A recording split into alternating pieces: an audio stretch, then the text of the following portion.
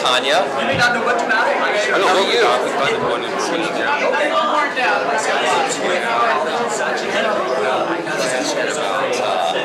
Very low, 7 or 5. I'm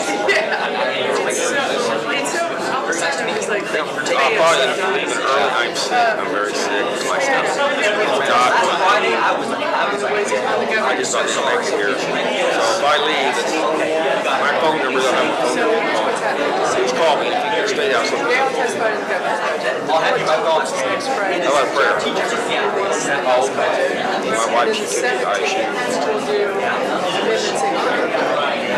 So yeah, we haven't seen it. She's a teacher's how to teach, I guess. Yeah, she's instructor. She was an elementary teacher at Rosedale for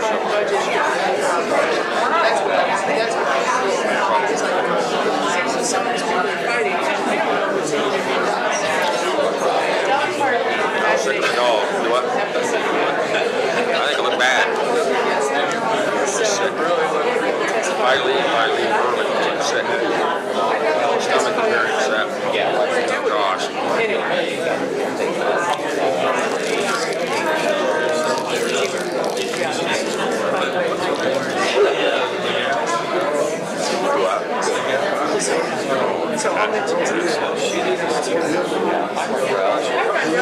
Well, I had Bill Reynolds. Bill Reynolds should have been the commissioner.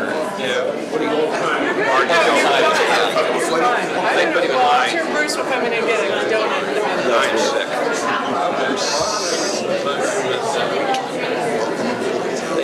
Hey, I'm not feeling very good, so if I leave, I'll be here.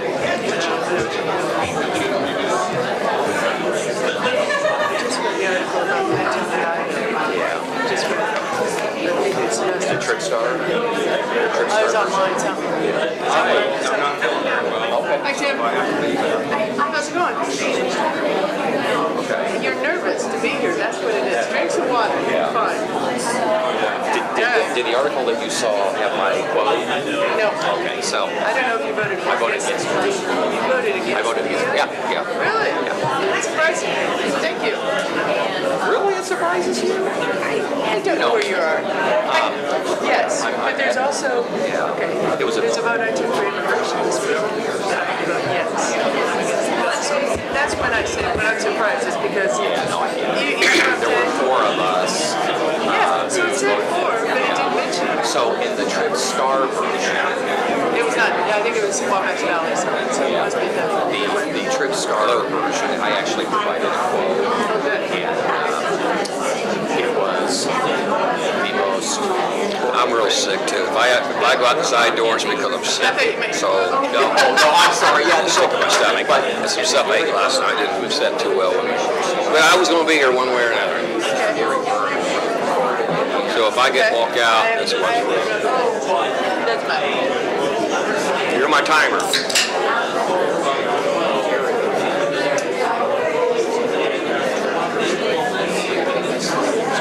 He's the one that approves the office. That makes sense. appreciate it. I need it. I'm not feeling good, so if I leave, it's going to be sick. I shouldn't be here.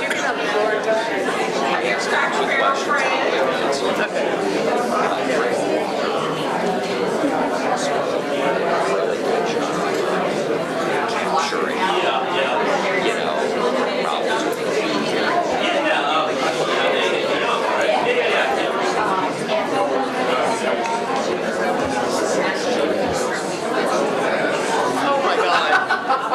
We have people like that house, and it's like, wow.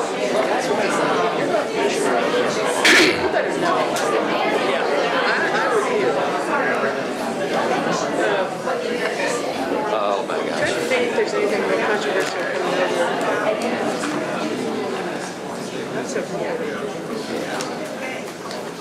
The trans bills. We just don't. And a hush fell on the crowd. Boss is here. I guess I'm waiting for the all clear to get started. I know we're crowded here today, which is a really good thing, but if you can find seats just kind of intermittently, if you have to kind of squeeze in between some people, yeah, if you don't mind raising your hand if you have a seat by you and you don't mind sitting by someone. People in the back, there are a few seats around if you want to just kind of fill in here. And we'll just be one big happy family like we are here in the Wabash Valley. There's one up front, absolutely. Such a good problem to have. Okay, I just got the thumbs up, and we just want to thank you so much for attending our second Legislative Crackerbarrel session. We're so glad to be here today. We would like to start things off by standing and saying the Pledge of Allegiance. I pledge allegiance to the flag of the United States of America and to the republic for which it stands, one nation, under God, indivisible, with liberty and justice for all. All right. Thank you so much. I don't normally do this, but I am Rondro Moore, in case you need to call me by name, and I will be moderating for you today. We would like to go over our ground rules, which are the same as always. Even in disagreement, respectful communication and behavior are required. Yelling, using profanity, and speaking abusively are certainly not allowed. So we'd like to start things out by introducing the legislators that we have on the dais. We believe that Representative Borders will be here shortly. But we have the newest member of our dais here, and we are so excited that he will be here, and they're each going to be allowed 2 minutes, but representing the 42nd District, Tim Yoakum. And Tim, we're just going to ask you, yes, that's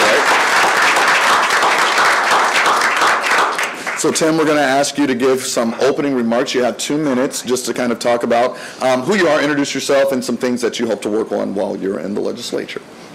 Okay, my name is Tim Yoakum. I represent the 42nd. This is all of Vermillion, Olive Park, from I-70 north in Clay to precincts in Fountain. And if you want to go to Vigo County, you would take northern part, Bolton Road north, which would be Fayette Township. And then if you go across the Wet Night Trailer Soil Cells, I think it's Hawthorne. That's the northern part. So my area is kind of chopped up. I do want to say I feel very privileged to be here today. I feel very privileged to be able to represent you all. I ran against Alan Morrison in a primary, and Alan Morrison took a new position with the Department of Natural Resources, and that gave a clearance for me to come back, and I was caucused in by the majority of the precinct committee in my District 42. So look forward to working with y'all. I've got some good friends over here with me, and they've been helpful to me at the courthouse, State House, excuse me. I serve on the elections and appointment board. I also serve on the environmental affairs and also the Department of Natural Resources. So I'm learning my way around very quickly, but very slowly. And usually they get a chance to get involved. And one of the issues I have that normally it works out good for people is they get to introduce bills. And since I was appointed by caucus at a later date, I cannot introduce no bills. I can do amendments. My friends will correct me on that, add on to bills. But I look forward to next year, look forward to this year. If you ever come to the State House, we're there Monday through Friday. I can give you my contact information, and you can always call ahead. We have good LAs, legislative systems that work for us, and they do a tremendous job and be able to show you around, and you'll be able to enjoy the State House, plus spend some time with me. I like to know everyone. I think it's important to know these people write these bills, to sit down with them and have them explain to me why they wrote the bill. It's so easy to assume you know, but really you don't know until you dig back 2 or 3 layers and then you realize really what's going on. But I look forward to working with you all, and I will be here as much as I can. I am not feeling very well today, so if I go out the door, it's nothing wrong with you, it's wrong with me. I'm not feeling very well. So I made myself come today, but I want to be here with you. Thank you. Thank you very much, Representative Yoakum. We appreciate you being here today. And let's go now to Representative representing the 43rd District, Representative Tanya Path. I'll work on the height in a minute. Hi, good morning. Thanks for coming out. There's a lot of people out here. It's nice.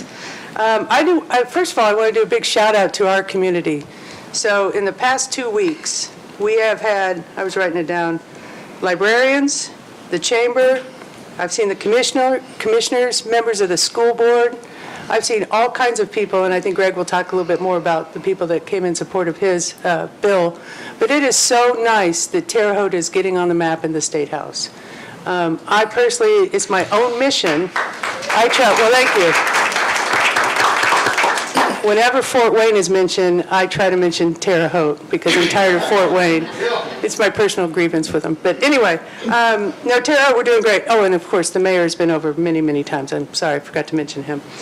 Where we are right now, so Thursday, just so you know the process, we just had 100 people testify. Christy was one of them that sat there for about 4 hours waiting.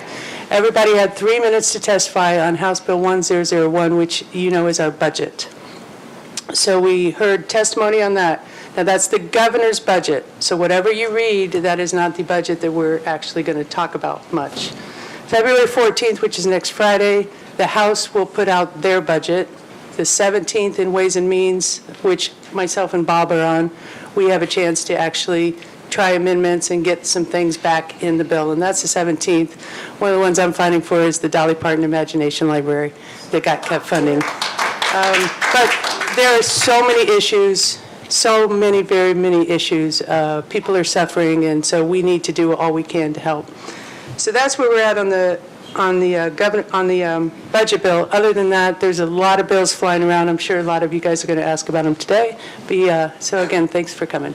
Thank you, Representative Path. And our lone senator, Senator Greg Good, representing the 38th District. Thank you very much. I'm Greg Good. I'm a Christian first, then an American, then a common sense, compassionate conservative, and then a Republican in that order. And I have the great, immense privilege of representing you all. And every time I cast a vote, every time I walk into that State House, I ask myself this question that maybe not every legislator asks herself or himself: what do I want to be known for? What do I want my legacy to be? For me, it is that I've always strived to work in a bipartisan way, and I'm going to leave the place in a better place than how I found it. I'm privileged of being the vice chair of the Senate Education Committee. I'm on the Appropriations Committee. I'm on Family and Children's Services. I'm on Elections. And I learned I'm on a subcommittee that's going to do a deep dive in looking at our school formula. And I'm really proud to say that there aren't a whole lot of bills that go through the Indiana Senate Committee on Education that get bipartisan support. Well, my bill, my friends, around higher education and aligning post-secondary credentials with our state's workforce needs is one of the only bills that got bipartisan and unanimous support, and that was earlier this week. Okay. I'm the only legislator right now, and I think I'll be joined after we get it past the Senate, of a new way of looking at how can we fund our school facilities. And it's a bill that passed the local government committee because while we want new school facilities, the people in this county have said not with new taxes. And so it'll go to the floor of the Senate, and I'm cautiously optimistic that we're going to get that support. And again, we're going to be able to do it in a bipartisan way. And then finally, I'm working hard on an economic development bill that I can elaborate a little bit later. that, again, aligns some of our greatest strengths and some of our greatest assets, including a college town like Terre Haute that has 4 institutions of higher education with some of the workforce and economic priorities of the state of Indiana. But I'm really privileged to be here and I appreciate the opportunity to engage. Thank you. Thank you so much, Senator Good. And quick note, Representative Heaton, as he mentioned last time, is not able to attend today, and we are awaiting Representative Borders. When he gets here, we'll give him a chance to give his comments. But at this point, we would like to move on and invite our sponsors to come to the dais and line up that way. As they're coming up, we want to give recognition to our sponsors for making this possible. That is the Vigo County Public Library, League of Women Voters of Vigo County, Vigo County Teachers Association, Vigo County Taxpayers Association, Greater Terre Haute branch of the NAACP, and Southern Indiana Area Labor Federation. If we could give them a round of applause for making this event possible. Ground rules, and I will say them again because we have a lot of people here. You have 1 minute to ask your question. Please introduce yourself, and legislators have 1.5 minutes to respond. Not all legislators are required to respond. Today, given the size of our audience, I will be that stickler, and I will say that's enough. So just get ready for it. But go ahead. I'm Sylvester Edwards, president of the Greater Terre Haute NACP. We represent people throughout the area, which is Vigo, Clay, Vermilion, Park, and Sullivan. The question that I have to ask is, due to, just a moment here, thank you. There's buzzwords that goes around like woke, and there's a problem with that because it's a scare tactic. And attached to woke is DEI. There's 3 bills, 2 in the Senate and 1 in the House of Representatives. 1 in the Senate is limitation of equity and inclusion and diversity. The other one is non-discriminatory in education and employment. And the third is university practice. What does diversity, equity, and inclusion really mean? The legislature written these bills confuse promoting diversity in hiring practices and avoidance of bias due to age and disability with discrimination. It is discriminatory to promote pay equity. All right, thank you very much. May I? Yes. How many people read the Terre Haute Tribune Star this morning? Hasn't been delivered to my house yet. I want to encourage everybody to support our community paper and read the paper. Yes. Okay? If you read the article, you would have seen my quote to explain why I voted against the legislation, Sylvester, that came through the Indiana Senate that would have done exactly what you said. I voted against it. I joined 3 other, I voted against it with 3 other Republican members and aligned with my Democrat colleagues. There is no other country than the United States of America that has a heterogeneous society that we have. There's no other country that is as diverse as the United States of America. There's no other country that promotes transparency, accountability, the freedom of the press like the United States of America. And all of that means, I'm going to need more than 30 seconds on this, okay? I'm going to give you 30 seconds on it, and then we can come back and get to it. This is too important. I get it, This but is we too will. important. But This is here's the this thing. is too important. Senator Good, here's the thing. This We'll is start the. Hold on. No. Let me say this because No. this is. Hold No. on. This is a Cracker Barrel session for everybody. Yes, sir. And That's we have right. to give time for everybody. So- we will come back. So if we start the ground rules bad, it's going to get worse. So I'm asking that you follow the laws of what we're doing today. Thank you very much. 30 seconds. Go ahead. Go ahead. 30 seconds. Go ahead. So I voted against the bill because I didn't think it got to the core of the issue. And I'm committed to working with all sides to how can we get to the core of the issue. And I come to it with the premise of my Christian faith, okay? Because I believe that while you and I may look different from each other, you and I may have come from different paths, that we are both brothers in Christ, And if we operate Senator from the Good? perspective of love for one another, Senator Good, I'm going to ask That'll that you over- respect this Cracker Barrel that'll session and please overcome stop talking. all, overcome Senator all Good. of the Senator Good. policy challenges Senator and Good. differences. Okay? We're not going to have this back and forth. Okay. Okay? The respect that you require from them, they require it from you. And please, as your moderator, I'm asking that you respect me in this place. A lot of people have volunteered their time to do this. Yeah. I don't want to go back and forth with you, please. Go ahead. Thank you very much. And I'm saying this right now, legislators have been elected to be able to make their points concisely and to ask their questions concisely. So we'll get through all this and we'll come back if we can, please. Thank you. All right, we have representative representing the 45th District, Representative Bruce Borders. We're going to give you 2 minutes to go into your efforts. Thank I'm so sorry. No, Sylvester's still standing up there. I'm so sorry. All right, hold on. Let's recap. After Sylvester Edwards gets finished, we will go to Representative Borders. No Thank you very problem, much. that's fine, Can I talk?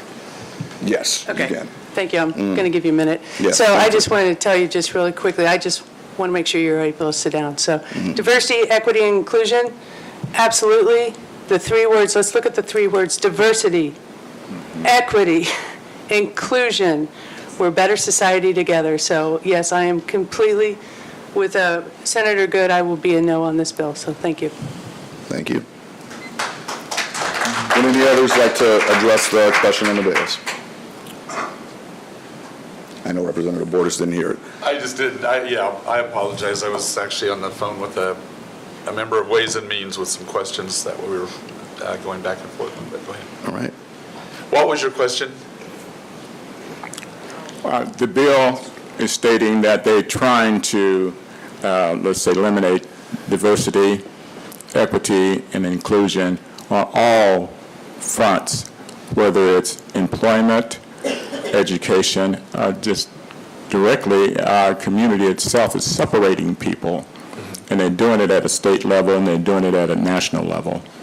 So what say ye about the bill? Are you for it or against the bill?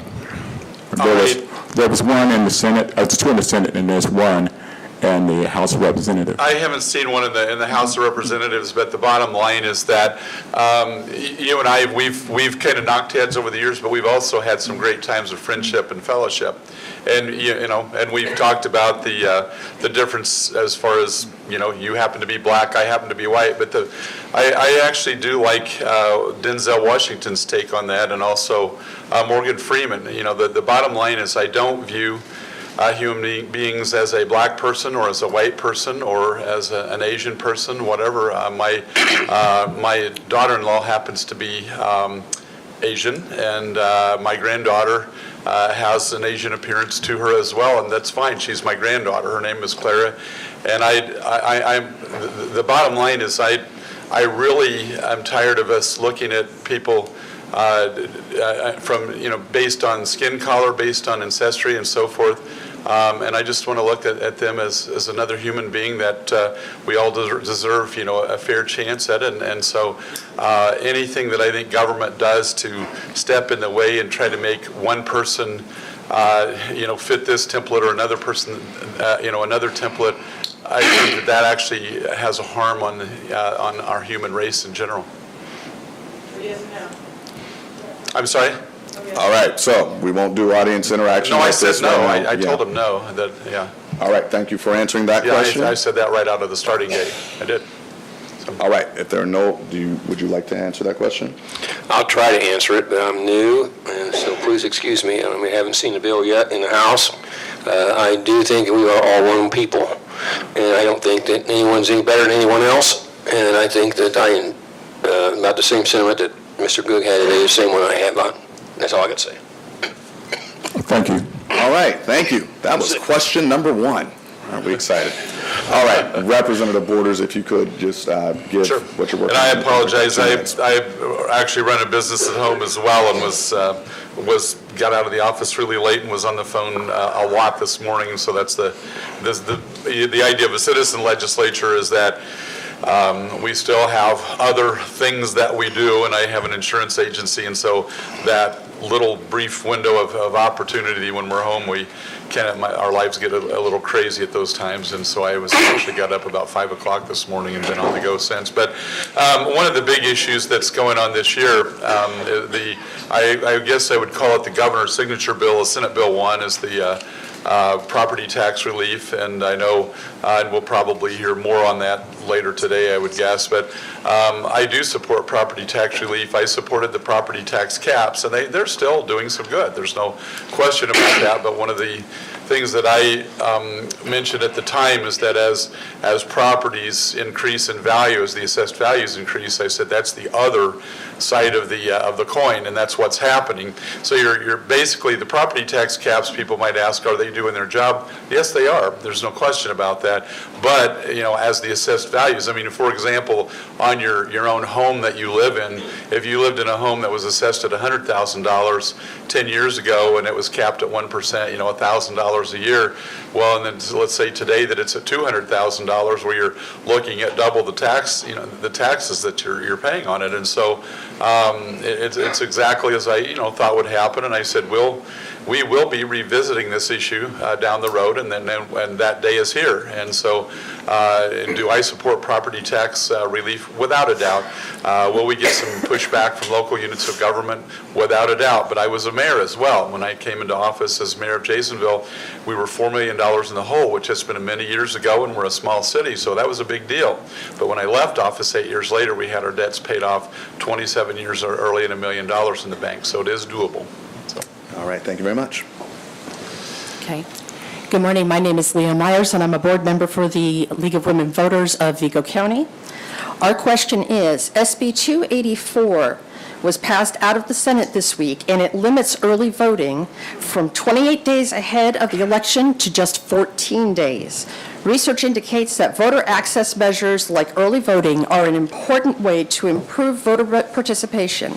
Indiana is consistently in the bottom quartile of voter turnout in elections and ranks even lower in the Civic Health Index, including ranking 50th in 2022. Given this, the League would like to know why Senator Good supported SB 284 and also the positions the House members and how they would likely vote if it put before them on the House floor. So, again, the media highlights some of our country's best voter turnout states. You know what the almost number one is? It's New Hampshire. Do you know how many early voting days New Hampshire has? They don't have early voting. Nearly 75% of those in New Hampshire show up to vote, a lot better than Indiana, and they show up on election day. The original bill that you're citing wanted to take it from 28 days to 7 days, and I was opposed to that. I was part of a team of people to work on a compromise that we thought most could support.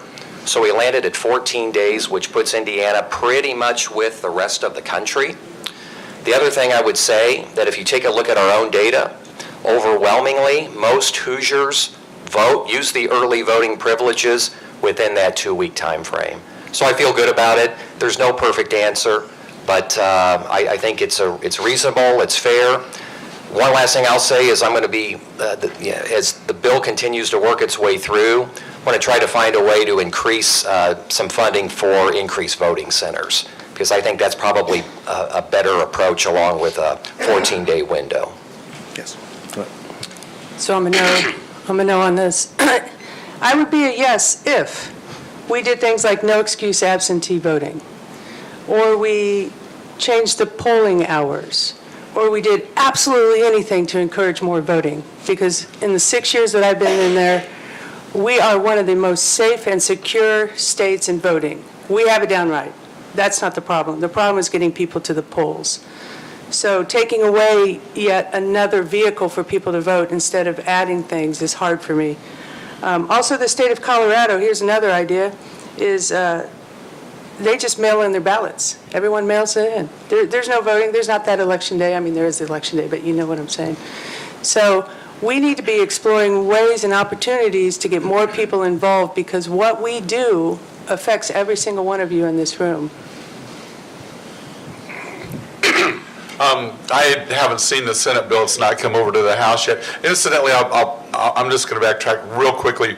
I'm not sure earlier when I mentioned Denzel Washington and Morgan Freeman, what they basically said is if we quit talking about color, it basically that issue goes away. And you can go on YouTube and see their comments. That's what I meant earlier. I'm not sure I made that clear. But anyhow, on the early voting issue, I can't imagine it really hardly being any easier to vote than what it already is. I mean, you can, we have, just like in Greene County, I'll use my own home county as an example, that you can go on Saturdays for several Saturdays prior to the election. You can go into the courthouse early. You can do the early absentee. I mean, I think it's pretty darn easy to vote already, and I don't think that Indiana goes out of the way to make it difficult. And I'll just be frank with you. I think that anybody that says that that our voting is set up to make it hard to vote is basically just not getting off their butt and doing it, you know, and they don't even have to get off their butt. If they want to come in and, like, say, if they want to do absentee voting early, you know, I mean, what's always amazing to me is that, just like, you know, Walmart and Linton, people go to it all the time, and I have some people complain to me about our voting. I'm like, well, you know, you go to Walmart several times a week, right? And they're like, yeah, and I said, well, that's in Linton, and I said, you can go over to Linton and vote early numerous Saturdays. I really don't think our voting is difficult, and I don't think Indiana does anything to make it hard to vote. First of all, I say I'm on the election committee. Very privileged to be on there after 20 years of Republican chairman of Birmingham County. I've seen almost everything you think of politically, and so I fit in very well there. One of the things we're doing, we all want more voter turnout, and I think that one of the things that we have passed out of committee is the municipal election will be the same as presidential. I know that might not go well with some people, but it does encourage and make a better turnout than what we're looking at. Anything we can do to that. The other thing, I worked with youth over the year, a commissioner's mentoring program, if you want to Google that sometime, and a chairman mentoring program was youth programs. I started with young people get involved in politics. I think there's a big area there that we as Hoosiers ought to start working for future generations, getting them involved in local government and get them starting to vote. I think it's so important if we can start changing the future of our state by getting these young people involved in politics and letting them see how it works, and also get them excited. I mean, it's hard many times to get the young people involved, but these vote centers I think are great, having been able to come, not having to go to a certain place or precinct to vote, and it gives a lot of flexibility. So I think we're going in the right direction. Okay, thank you for your answers. Thank you very much. Morning, my name is Aaron Warner. I'm the president of the Vigo County Teacher Association. I represent 646 members locally. I'm speaking again this month on House Bill 1136. This bill would dissolve community elected school boards of school corporations that fall below 50% legal settlement. That means less than half the kids in an area go to the schools they're supposed to go to. At the last Cracker Barrel, Mr. Borders, you said that the Democrats started charter schools. I don't doubt for one moment. I never said that. Yes, you said 2 no, I decades. did not say that. Let him I'm finish sorry, his but I question. didn't say that. Okay, you can rebut after he finishes the question. Okay. Thank you very much. Started charter schools. I don't doubt for one moment that their intent 2 decades ago was to take away local control of school corporations. I don't think their intent was to create schools that could, without cause, not hire back teachers who wish to create a union. That exact scenario took place at the Rural Community Academy in Sullivan County, to one of my good friends. I don't think their intent was to create schools where 10% of teachers did not need to be certified and have less stringent rules than traditional public schools. This less than 50% issue is a legislature-caused problem. This would not be the case of which every corporation should have the right to do. School corporations should not only be allowed to become larger, they should be allowed to downsize or consolidate if necessary. If Terre Haute had wished to create one large high school at the mall years back, we would have had to offer north, south, and west those properties to charters for $1.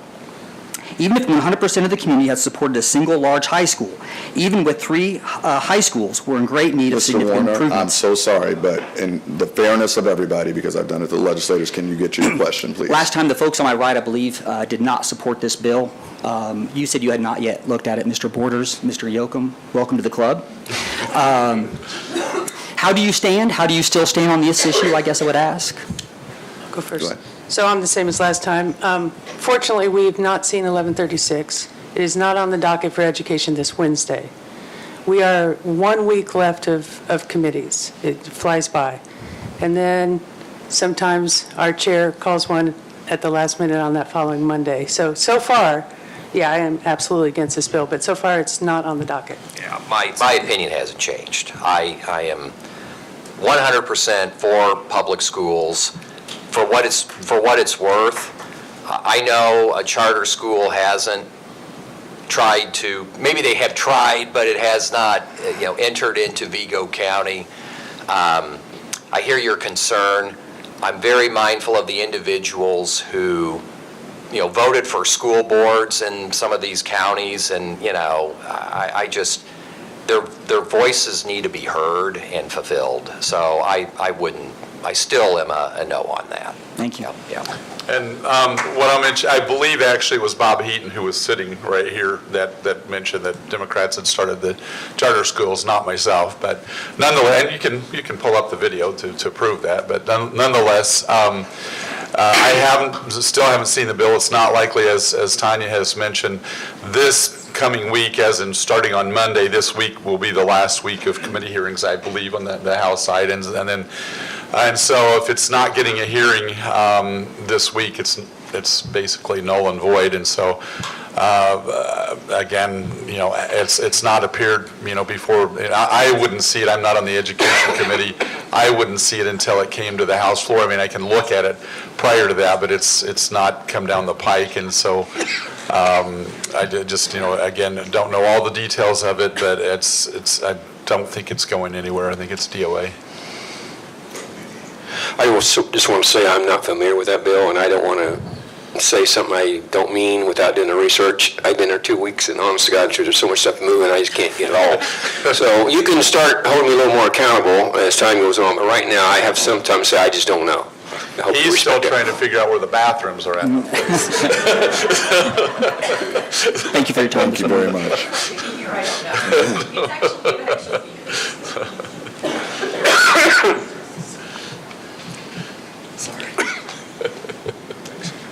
Good morning. I'm Diane Jocelyn. I am the treasurer of the Wabash Valley chapter of the Southern Indiana Area Labor Federation.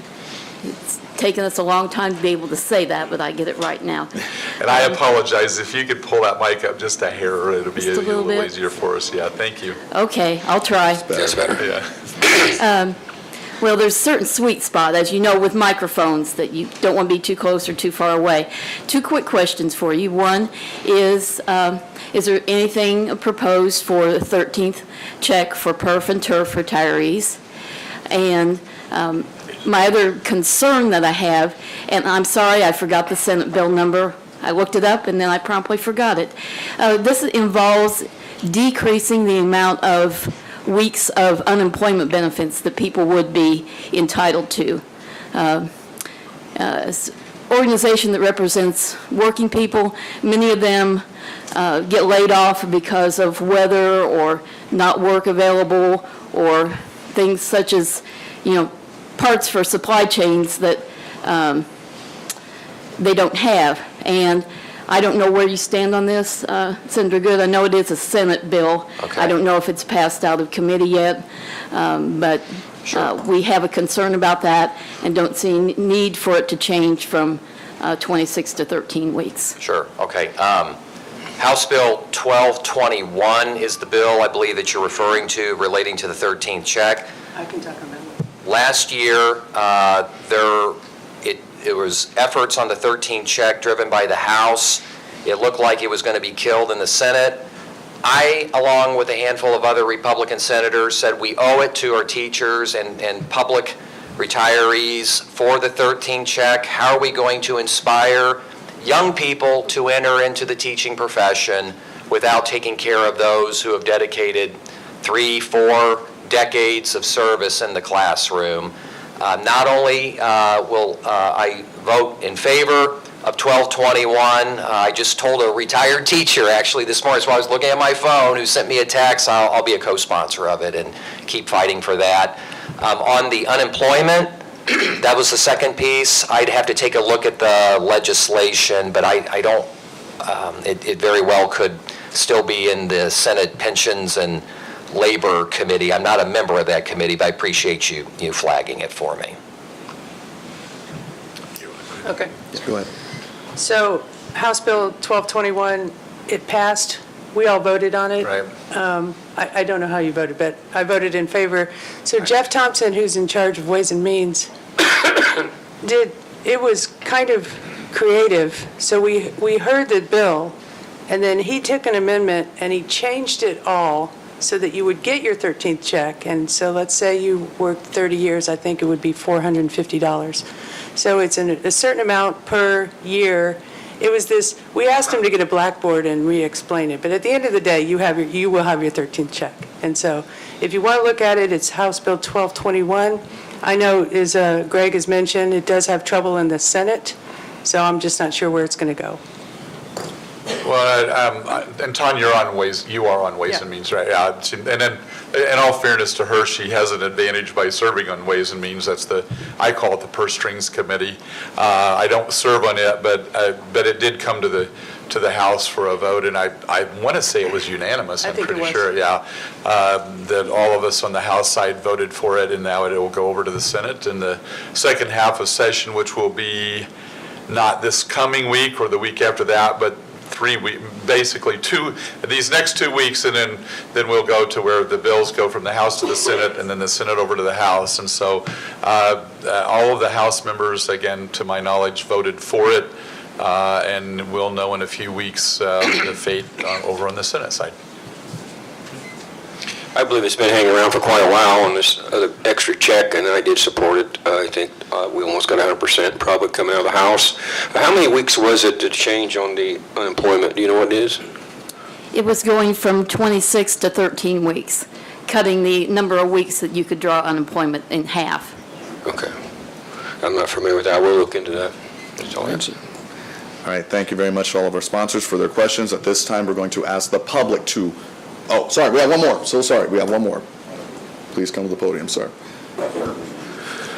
Good morning, I'm Gary N. Woods, and I am the second vice president of the Greater Terre Haute NAACP, and also a member of ISTA, or Vigo County Teachers Association. But this bill, my question is specifically about DEI.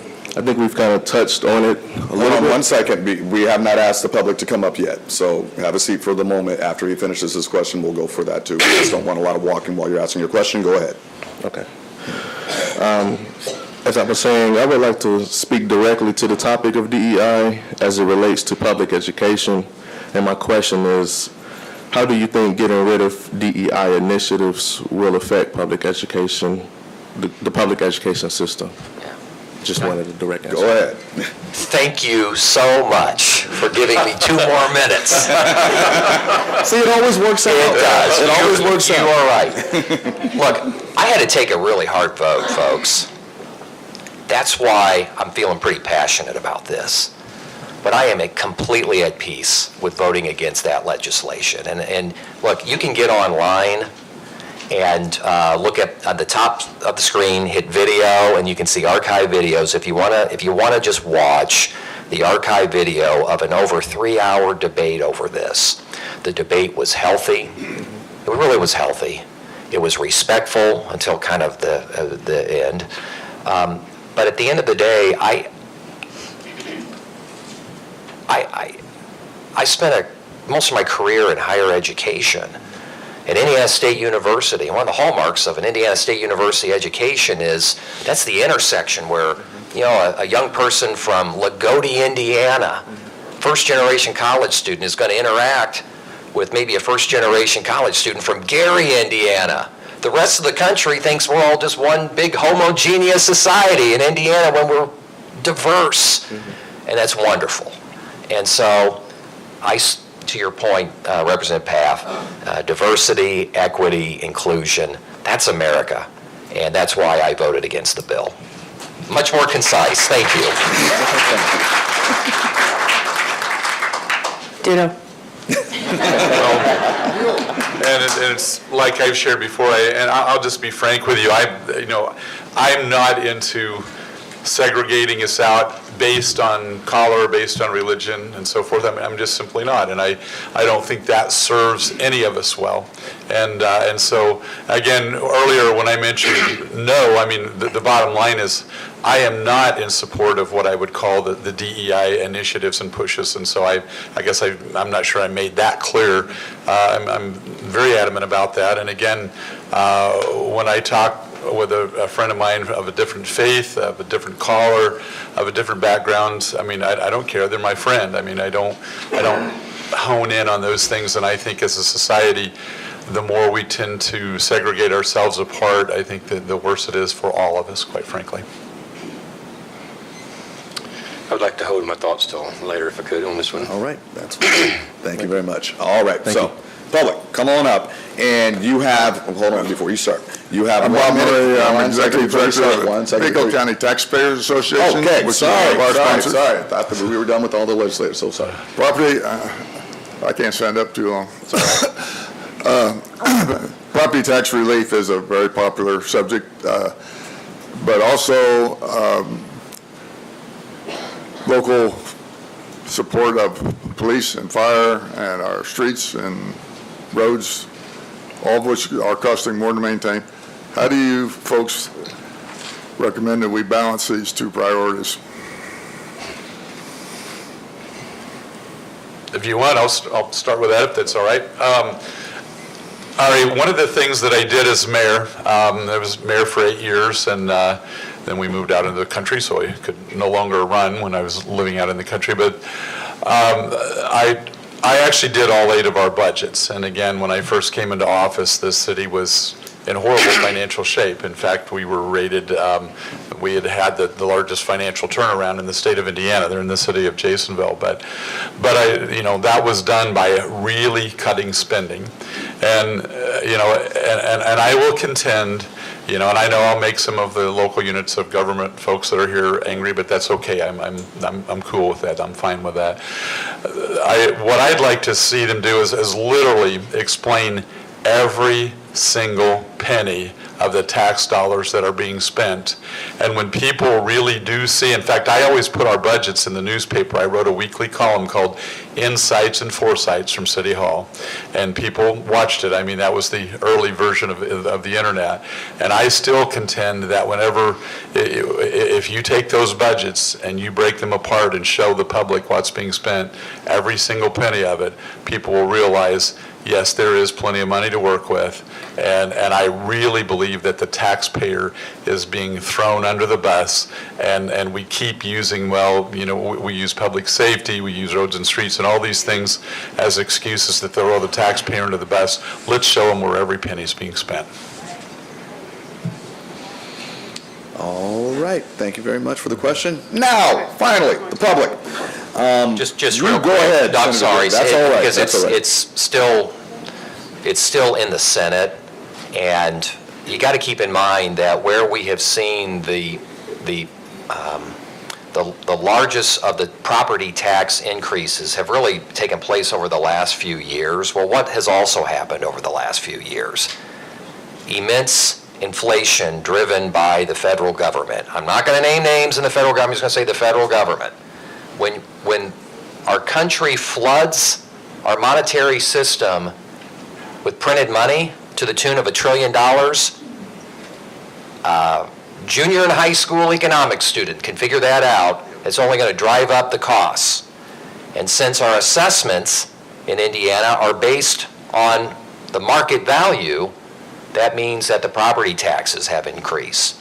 So based on that premise, as Representative Borders, who's a former city leader, said, I believe that we can find a fair balance, what will be fair to the property taxpayers, as well as the services. I'm in communication with our local governments and to get their input. And then the other piece to all of this is I think we've got to diversify revenue collection and to give more local leaders more options about how to meet their budgets and maybe not be so dependent on property taxes alone. All right. Thank you very much, Senator Good. Okay, I do believe it is now time to start our public portion of the Cracker Barrel session. And we have a lot of people, and we're going to see how many we can get through. In order for that to happen, we really do need for everybody to adhere 1 minute to ask your question, 1.5 to respond. Not all legislators have to respond. One question, please, per person. Please come up, say your name, and ask your question. Go ahead, sir. My name is Elias Donker. Where this question's coming from, 3 tours in Iraq, captain of the 101st Airborne, that unit that Pete Hegseth's so proud of being with, he was attached to us. Came home, law enforcement was my second chance to serve my community. I got in with the Vigo County Sheriff's Office as a reserve unpaid officer, went through almost 500 hours of training for law enforcement specifically, even with my other experience, and about 6 weeks after I was road released to go on duty, 3 deputies got themselves pinned down. 1 was injured in a deliberate ambush. That was covered extensively by WTHI, by the Tribune Star. For that, I was awarded the Medal of Valor in the state of Indiana's Deputy of the Year for that year for the Indiana Sheriff's Association.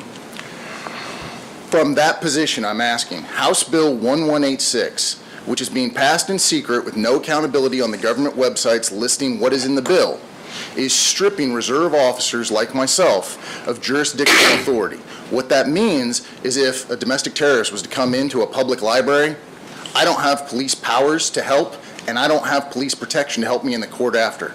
That's going to devastate small towns that can't afford any more law enforcement hits. What do you say to those communities that are going to be devastated, and to the fact that this bill is being passed with no accountability? Actually, I'm going to jump on that question as a former mayor. And first of all, thank you for your service, and thank you for your service the second time around in law enforcement. I know as a mayor, we used our reserve officers extensively, and I'm not sure. My guess, number one, when you say it's being passed in secret, I will beg to differ with you on that. I mean, all you have to do is to go into in.gov, then go to government, then go to General Assembly, and that entire bill should be shown there line by line. No, sir, that paragraph's not been updated. I will pull it up. I mean, Proceed. if you don't mind afterwards, I'll be glad to sit down with you and we'll pull that bill up. So that part I'll just have to disagree with you with that portion of it, but we'll look at it and see afterwards. But I'm dubious that I don't know. I haven't. I'll ask you to my colleagues on the House. I haven't seen that. We haven't seen it yet. Coming down the pike, and as a general rule, if we've not seen it coming down the pike before the last day of committee hearings, that means it's again DOA, dead on arrival, and so it's probably not going anywhere. I haven't. That would go through Veterans Affairs and Public Safety. There it is now. Yeah, and do you happen to know if it's, and we can look at it and see, is it showing that it's going into a committee hearing, or have you seen? We can look. Yes, sir. Second committee hearing, no response from the legislators. No. I mean, did it go through a committee hearing? Yes, sir. All right. Well, I'll have to look at it afterwards with you, and we'll find out where it's at. It's not come to the House floor. I'll put it that way. Okay. Any other response to it at this point? I haven't seen Sir. it. Go ahead. I'm in the process of reevaluating that or looking it over. I'm going to try to find out who wrote the bill. My understanding there was a police officer who wrote the bill. Is that true? Bartles. Was? Steve Bartles wrote it. Okay. I think he is a retired police officer. Former police officer, allegedly. Okay. I mean, I don't know He for was. sure. that's besides the point. He was. I'm saying that I believe it. To understand his basis of what he said, I want to know. And the only way I can do it is go to the author of the bill. Number two is, I see a bad situation here, especially when town marshals can't respond to issues in part of the county. We have enough problems alone retaining our sheriffs, or every time you turn around, they're going to some other place because someone else will give them a little more money. So I do not support taking that right away from our local marshals and that to help with existing emergencies, because we're already short the way that is. Now, but I'm going to research it some more. Thank you. All right. And I'm looking it up so I'll know. Yes, sir. And there should be time after everything is done at 11:40, hopefully, that you can have one-on-ones. All right. Thank you very much, Thank you sir. all very much. Next question.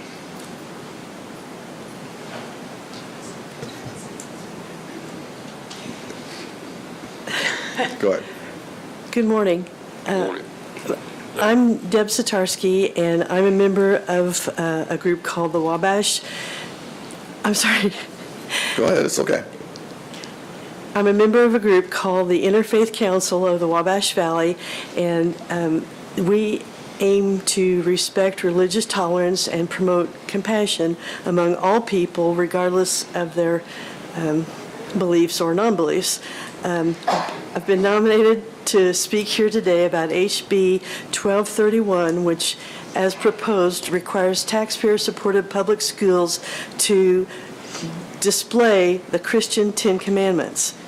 Mandating HB 1231 would clearly undermine the constitutional right of freedom of speech and freedom of religion by favoring one specific group, by naming a specific group. Do you support the separation of church and state as enshrined for over 245 years in our federal Constitution? Thank you very much. Anyone like to respond? Actually, I'm the co-author of that You're bill. going to want to go first. The bottom, actually, our Constitution never uses the word separation of church and state. It says that basically Congress shall establish no law, basically establishing a religion or prohibiting the free exercise thereof, and telling people, not to murder, not to steal, not to chase after their neighbor's wife and so forth. Those are actually, even if you don't want to call those the Ten Commandments, those are actually very good things to live by. We have all sorts of quotes in our school classrooms, and you can call them whatever you want, but I don't feel like that it is establishing a federal religion, nor is it prohibiting the free exercise of religion. And that's what our Constitution says. There is the only Constitution that I'm aware of in the entire world that uses the words separation of church and state is the former Constitution of the Soviet Union. Go ahead. So, I know you're tired of hearing this. This is not coming to education, which I'm happy for because I'm completely against this. As a teacher in high school for 32 years, I teach all kinds of students from different religions, different backgrounds, and I don't want them to feel uncomfortable entering my classroom and having one religion's commandments on the wall. So I'm against this.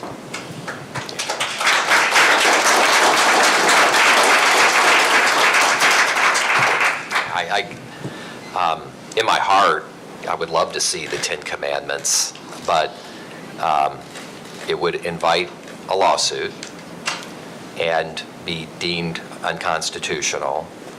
And there's other ways to inspire individuals to live by spiritual principles, and I think it kind of begins with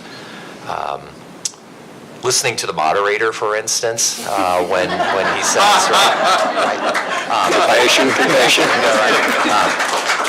No, but I think about like groups like the Fellowship of Christian Athletes or the Gideons who on public property or property off property, there's other ways to do it, and I think that's the common sense way of approaching spiritual conversations. Can I ask, Representative You can ask Borders? one later. Unfortunately, we have to get sorry, through a lot of am I people. out? I'm so Okay. sorry. Thank you. Go ahead. Good morning. Budgets are plans, policies, and priorities. Oh, Marie Thies. I'm a public school educator, but also have served in local government. So much concern from all levels of government has been expressed, mayors to school leaders to county and city government. Vigo County Schools alone would lose $3 million or more a year, and we've seen other astronomical figures from other school corporations. In a time where our students and communities have higher needs, class sizes, pay to attract people to professions like social work and education, programs at local and county level government, I'm concerned about attracting people to work there. Having served in local and county government and also for bargaining in education, there are serious concerns about the budgets that have been proposed by the governor. Last time property taxes were decreased, we saw services lost like public libraries, and we saw local tax increments go up in what they passed. please explain your concern for the people of Vigo County and for West Central Indiana with the proposed budgets of the governor as they are. I'll jump onto that. The bottom line is this week, the House budget will come up. I again, not picking on Tanya. She probably knows more about it than any of us do because she serves on I Ways already and explained it when you weren't here. Oh, thanks a lot. You're welcome. If I want to be treated this way, I can go back home to my wife, you know. Sorry. Please, no warring between legislators, please. No, but, you know, again, I'm not sure what the variances are between the House budget and the governor's proposed budget. I'm really not, but I will say that in general, that's, I do default to the side of the taxpayer, and as I've shared before, you know, if you look at, again, the biggest problem that, you know, that we're running into, at least right now, on property taxes has to do with the assessed values of property climbing up, and we knew, you know, back when we passed the property tax caps that would eventually be an issue. Well, that, like I say, that day has arrived, you know, with the recent assessments, and so, but I also, there again, what I found is that a lot of people don't want to really, you know, show us the books. Let's look at the numbers, and because I know we have poured a ton of money into education, and it's grown every year. And the fact of it is what I found is that when you start getting into really looking at the numbers, then the numbers do speak well for themselves and for our past budgets, and possibly even this one as well. You okay? Go ahead. Thank you, Marie. It's very nice to see you here this morning. The governor continues to say you have to have skin in the game. That is the mantra this session. While I understand that, and the cities and counties and everybody has to pitch in, I understand that. What we cannot afford to do is his proposal of basically our city would be defunding the police, defunding fire, and all, quite frankly, all the city services that we have. So I will say, as far as property tax and what they're trying to do has been in the Senate, so I'm really not aware of where we're going to end up on that yet, but we'll know by the end of April. So I spoke already about kind of the perspective on property taxes, but there's other ways to be supportive, particularly of schools, and even drilling down even more, the most important aspects of schools, and that is our teachers. And Senate Bill 146, which I'm a co-sponsor of, would do just that, that it would raise the compensation for school teachers from the current 62% to 65%. Is it enough? Is it enough? No, but we're making progress, and I think that we just need to keep focusing on that. And on the property tax side, Vigo County is in the financial position to assist with school facilities, and my legislation would allow to tap into that financial wherewithal, but then also that local political will to find some solutions for particularly our high schools. So, but again, I agree with Representative Borders. I think that I think we will get to a place of common ground on the property tax issue that'll be fair to local and county governments and the services that we all need and expect, while at the same time being fair to property taxpayers. Thank you. Thank you very much.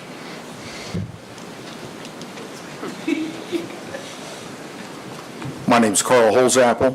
Great to see the 42nd District here this morning. You've been missed. Although you've already said something I disagree with, and you'll find that out when I read this. Well, you build him up just to tear him down. Now, come on.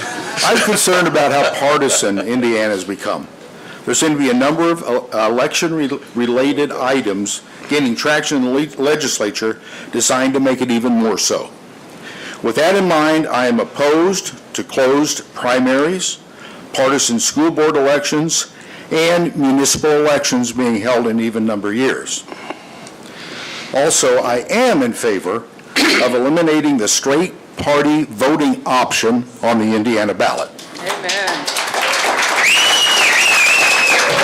What are your opinions, positions on these items? Thank you. Oh, I'll start.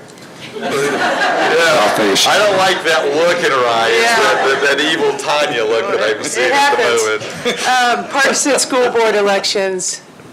Okay, we just passed a bill last year. We just passed one saying, keep them nonpartisan and have the school board members, believe they have to say, is it June now? By mid-June. So it used to be you had to declare by mid-August, now it's mid-June. So let's give that bill a few years to see if that will quench the thirst of this particular item. I am completely against partisan school boards. When I teach students, I don't know if they're Democrat, Republican, Independent, and I don't care. And the school board, that's the way they should be running. The other one, straight ticket, I am completely in favor of eliminating it. I believe it's a lazy way to vote, and I don't think, in 57 minus 18, whatever that is, I've been voting all my life, and I've never hit that button, because I think it's, at the least we can do is if a person puts their name out there and goes to run for office, the least I can do is choose which one, instead of having the ticket choose for me. So that's where I stand.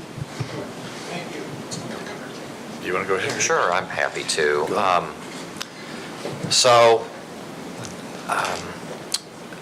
I've heard from dozens and dozens of school board members from across the state of Indiana, and I've read every single email. I've responded to most of them, and I've been wrestling. In all honesty, I've been wrestling with this particular issue. And I'm very mindful to the point that you made, Representative Paff. The spokesperson for the statewide ISTA answered one of my questions when part of his testimony was, we already have all this money coming into school board races. And I said, hold on a second here, did I hear that right? What do you mean? Which begged a follow-up question that we have political action committees involved in school board races. So I'm wrestling with that, and I'm going to continue to gauge feedback from people and ultimately come to a decision, but I'm still, I guess you could say, I'm neutral on it. On the straight party ticket, I've never voted straight party ever in my life. Do I want to take that away from somebody who does? I don't think so. And was there one more question to that? I'm sorry. Can't remember. Okay, I've reached my limit. Thank you. I've actually always been opposed to the declaring political party on the school board elections. However, on the municipal elections, I'm going to guess that a lot of the folks who clapped, for wanting to make it easier to vote in the state of Indiana, probably are also opposed to the municipal elections being the same year as the presidential election. Well, the bottom line is you get a lot more people out voting during a presidential year. So to me, that's a diametric opposite as far as I'm concerned. If you want to get, it's just like in Jasonville, I teased that our last mayor's race, the election turnout was so poor that it was like a third grade class president election. And I do believe that you will have a lot more people voting in municipal elections if they are during the presidential year. So if you want to boost voter turnout, move municipal elections to the same year as the presidential election. What was the other question, Rondrell? I can't remember. Straight ticket. Straight ticket voting, yeah. Again, if somebody wants to go in and straight ticket vote, more power to them. I mean, there's, again, we talk about making it hard to vote. Well, that's, they may have an ideology that supports one party and their platforms more than another. And if they want to just say, hey, this is the party that more represents my values than the others, I don't care which, it happens to be Democrat, Republican, or whichever, but I would be for continuing to allow that. I think everyone has a right if they want to pull a state party, or if they don't, it's up to them. If you're not educated enough to know what's on there, then you got a problem anyway. But we need to educate ourselves, especially from a voting standpoint. I am for municipal elections on today, and I respectfully disagree with you, but the whole purpose of here is to get more voter turnout. And I know in our county it costs us like $17,000 for the local town to have their election the same day on off year. And so if any way we could save money, I think it's a great asset, and we're serving the people right and spend the money right. All right, thank you very much.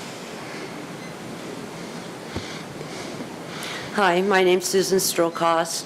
I live out in New Goshen. We are against Wabash Valley Resources pilot project. As you know, they have been disingenuous with you. They have been disingenuous with us. And they say there's thousands of these wells. There are not. There are only 2 in the entire United States. They're currently in Decatur, Illinois. And I'm hoping that you are aware that Illinois put a moratorium on carbon capture. This company, the only 2 in the United States, has been leaking.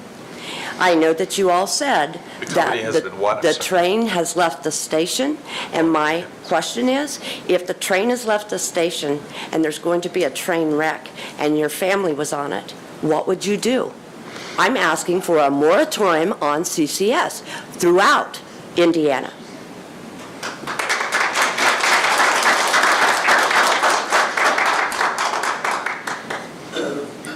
Anyone like to address it? Was that a question or a statement? It is a question. In other words, What would you do if your family was on a train headed for a train wreck? Well, I'm all Would right. you do I nothing? get your example. I mean, the bottom line is, what we'll have to do is look for a Senate bill to put the moratorium on, which can be done. It's not that late. Or in Greg's case, the Senate could put it on a House bill, so we can look at that possibility. We have the second half. The first half of the session is almost done, but we do have an opportunity to look into the second half, so we will look at that. Well, we did ask for this last year also. Okay. Anybody else? Thank you, guys. Thank you. Whitney Boyce, New Goshen. Last time I asked who at the State House was responsible for verifying Wabash Valley Resources gets 60% voluntary easement before they can take communities' land through eminent domain. Ms. Paff was the only one that answered me. I greatly appreciate your efforts. Apparently, there are no rules at the state level that the 60% is verified, and that falls onto the landowners to hire a lawyer to make sure that that occurs and sue the company before they inject. If the state is making laws singling out and benefiting a for-profit company and has no intent of making sure they are followed, I have to question who's really in control. To that end, the DNR was supposed to make rules for these carbon capture operations, but they were put on hold. Then someone who accepted money from Wabash Valley Resources was put in charge of DNR. Now we're hearing whispers that the Department of Natural Resources is going to be eliminated in its current form and rolled into other state agencies. What do you know about this? Are you concerned about that? And who's going to protect the citizens, or are they going to have to defend themselves against this for-profit company that the state has made rules for?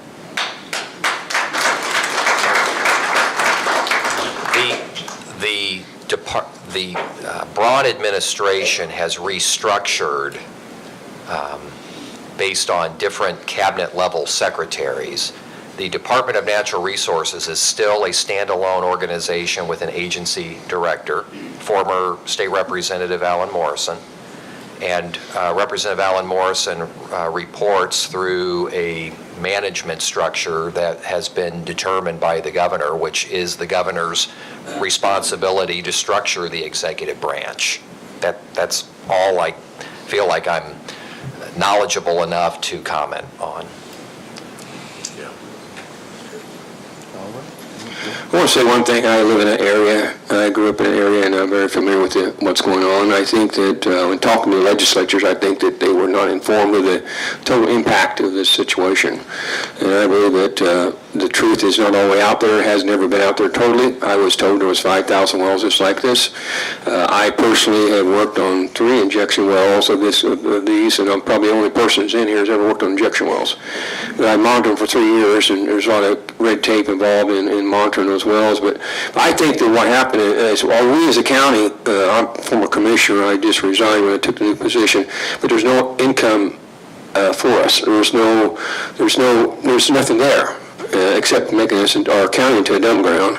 And I have real problems with that. I've always stood for people's rights, and I respect that, and I don't know where that bill's going. I can't say everything because I don't know, but I just want to voice my concern that this bill that was popped through and pushed through our throat. I know they came to the commissioners, and I didn't send a letter of support. My fellow commissioner didn't send a letter of support, and I think it was very detrimental to our county. I mean, what would you do if you had someone bring industrial waste into your county and there was no income?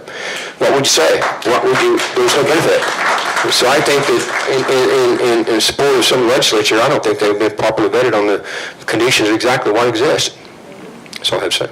Thank you. I appreciate your further exploration of the oversight. Thank you. Good morning. I'm Janet Strolziano. I'm also with Concerned Citizens Against Wabash Valley Resources. Illinois has passed a 2-year moratorium on CO2 sequestration. You, Mr. Borders, have opened the door stating that there is a possibility a moratorium could be put into motion. I'm asking the state of Indiana to do what our neighbor state, Illinois, feels is so important for the citizens on health and safety.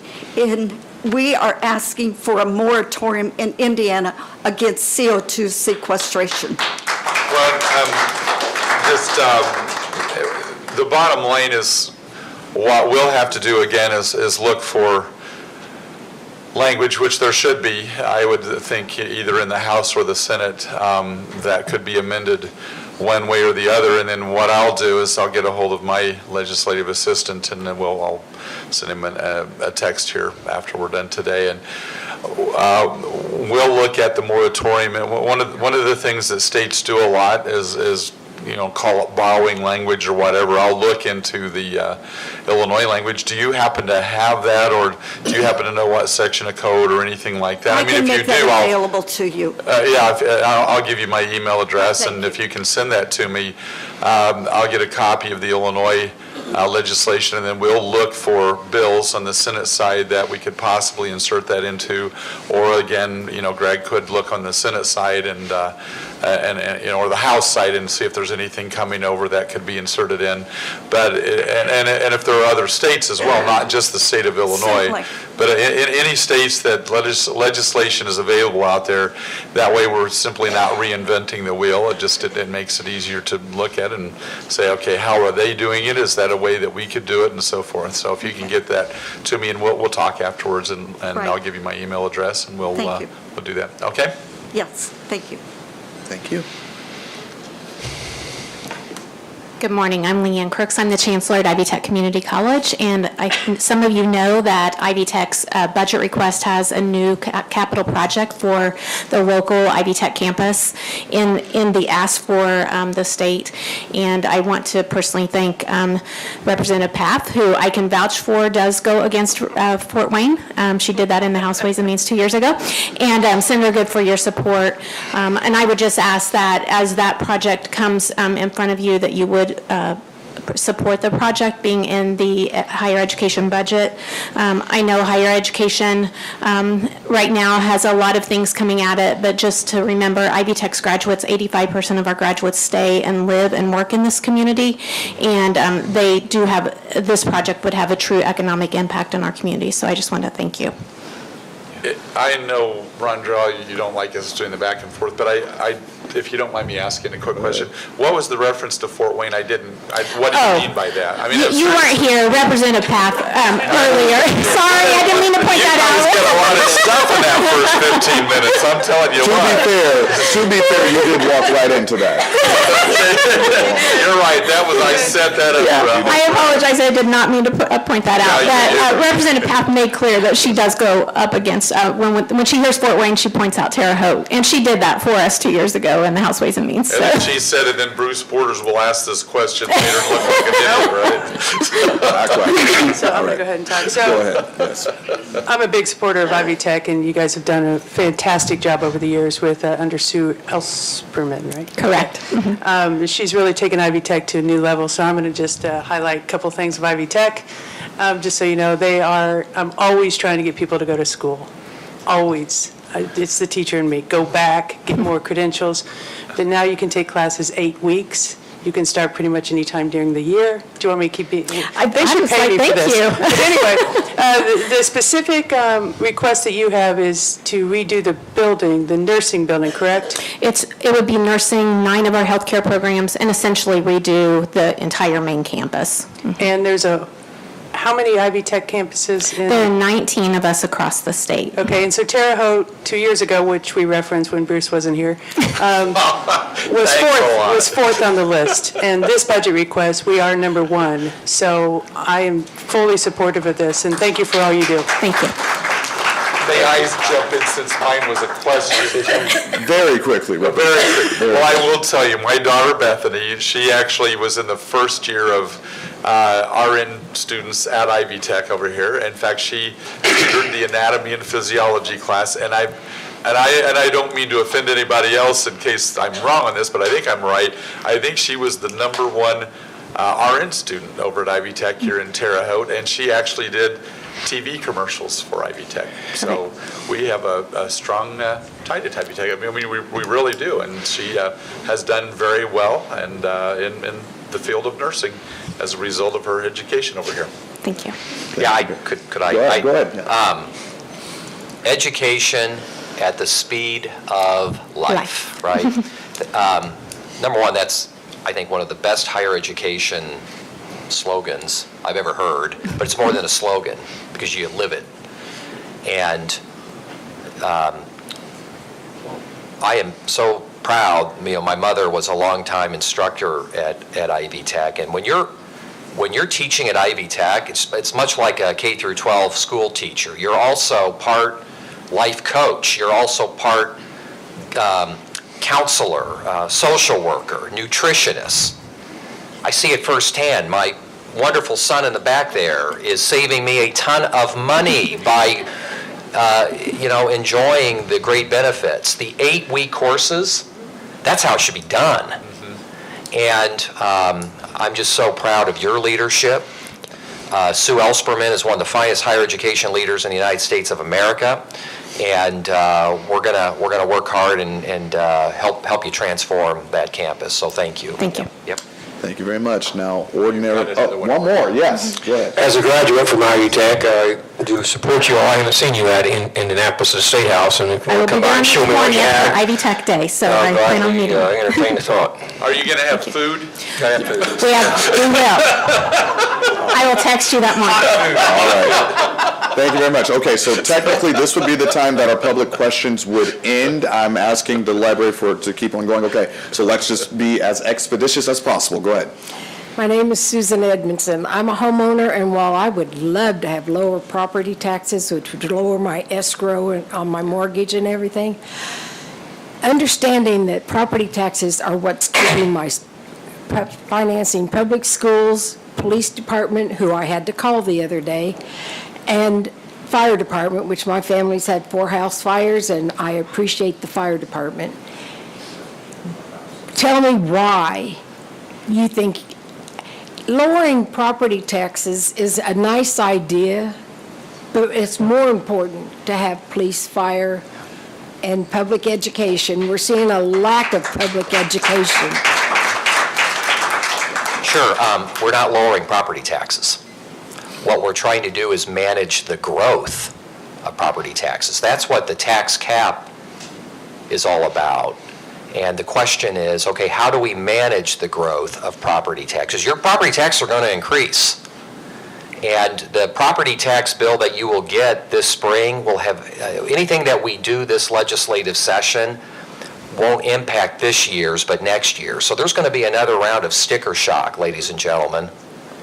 So it's not about lowering property taxes. I wish we could figure out a way to do that. It is simply, or not so simply, straightforwardly, manage the growth of property taxes. And again, I will go back to, I think there's middle ground, and I'm a huge believer in empowering local leaders, whether it's school boards, library boards, certainly our city councils, our mayor, our county councils, our commissioners, with as little state interference as possible to help come up with the right types of funding streams, revenue generating streams that is more applicable to the local dynamic and the local economy and the local needs.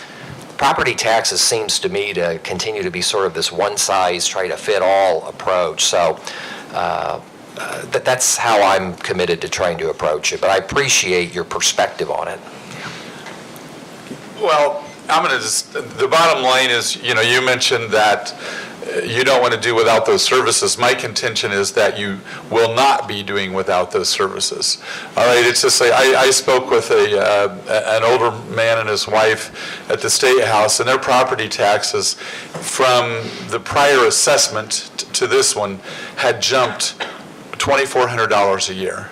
All right, and he told me, he said, Bruce, he said, I'm retired. He said, yeah, he said, he retired actually from an auto manufacturing company. He said, I do okay, but he said, $2,400 is a big deal to us.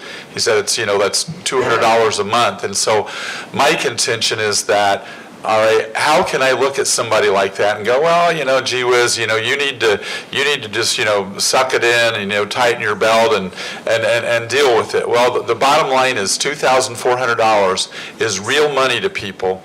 And so what I contend is that these services can still be provided and they will still be provided, but there's got to be room to protect the taxpayer. And I will default to the side of helping out the taxpayer, and those other services will still be able to be maintained. All right, thank you very much. I wasn't being weird. I know Susan and a spider dropped into her hair. Thank you. But wait a minute. It's fine. If it dropped into her hair, why were you being weird about it? I was taking it out of her hair. So, Thank you much. anyway, Question, please. sorry. Go ahead. Hi, I'm Shannon Giles with Tobacco-Free Vape-Free Vigo. Next Wednesday, the 12th, I will be bringing a group of middle and high school students from Vigo County to the State House for Tobacco-Free Indiana Day at the State House. There's food. I was teasing Source a little bit ago. I know. So today, I would like to prepare you for the conversations you will have with them, hopefully, because I promise you they are much smarter and much harder to ignore. My question is, why would you not support a $2 per pack increase in the cigarette tax? A tax that has not been raised since 2012, a tax that we know reduces youth and adult smoking rates, a tax that will provide revenue for increasing funding for tobacco prevention and cessation efforts, and a tax that will reduce the Medicaid costs that the General Assembly has been complaining about for this entire session. Thank you. Go ahead. I fully support a $2 raise on cigarette tax, but I also think we need to raise taxes on vaping, Zen, cigars, and, again, these are, I guess you can call them sin taxes. You choose to ingest in these things. So, yes, I am fully supportive. Preach it, sister. Thank you. Would you support raising the tax on any product that contains sugar? I don't get that choice. That's your choice. Well, I mean, my point is, but you're asking us to raise the tax on something because it has health detriments. We know that sugar has health detriments, and so what my point is, if we want to start I mean, if somebody obviously is supporting that back there, but the bottom line is that, yeah, I hate to see people smoke. I don't smoke, never smoked. I don't drink, never drank. But on the same token, if we want to start picking, well, this is bad for the body, that's bad for the body. All right, one of the most chronic issues that we have in the United States, and I can't talk, I need to lose weight, as well as obesity, yet I don't see proposals to reduce to increase taxes on any product containing sugar. Can I respond to that? Go ahead. Not sure where to start. Tobacco is a choice. Sugar is a choice. I get that. However, tobacco-related deaths cost $43 per Hoosier and $257 million in healthcare-related costs. I don't know that the sugar people have any numbers like that, but that's the case. Plus, when cigarette smoking occurs, it doesn't just affect the person who's doing it.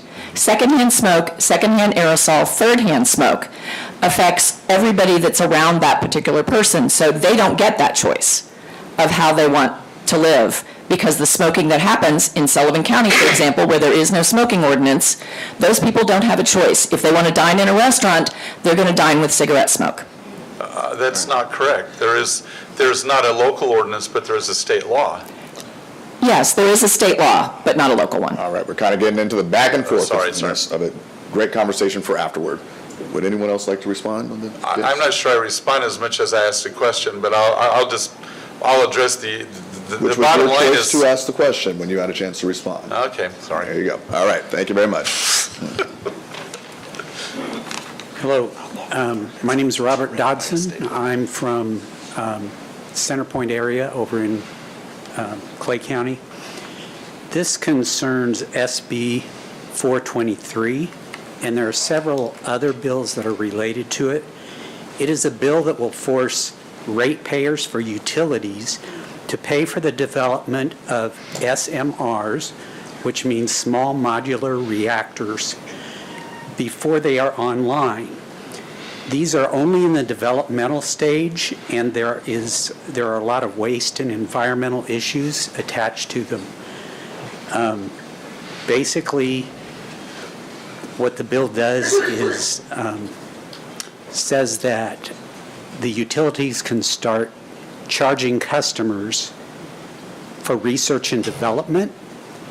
There's only one of these reactors that's been attempted in the country so far, and it's in Utah, and it's been discontinued because of cost overruns. So that's the question, whether your position on this bill. Sure. Guess what? I hate to break this news to you. Ratepayers are on the hook on all things utilities. And I attended at our local Ivy Tech, IURC, the Regulatory Commission, when the last time Duke Energy announced yet another rate increase. Some folks were there, and I don't have enough time. 2 minutes is not enough time, other than to say, we better start diversifying how we produce electricity in Indiana, because back when Mike Pence was governor, we were an exporter. We were producing so much energy, so much electricity, mostly because we were burning our God-given natural resource, coal.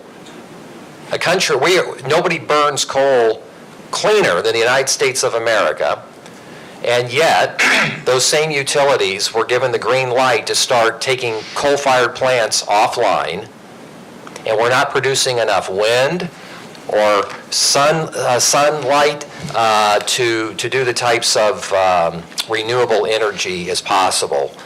So nuclear is coming in the United States of America, and I do believe that we need to empower and encourage and enforce stronger control through our regulatory commission to make it harder for utilities to increase rates.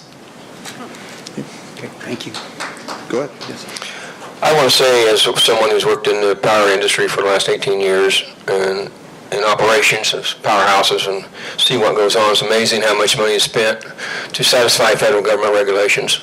And a lot of times we fail to realize when we look at a rate and say the rate's going up, well, 99% of the time it's something that the Fed will put out, new regulation, trying to get rid of a teaspoon of something out of millions of gallons.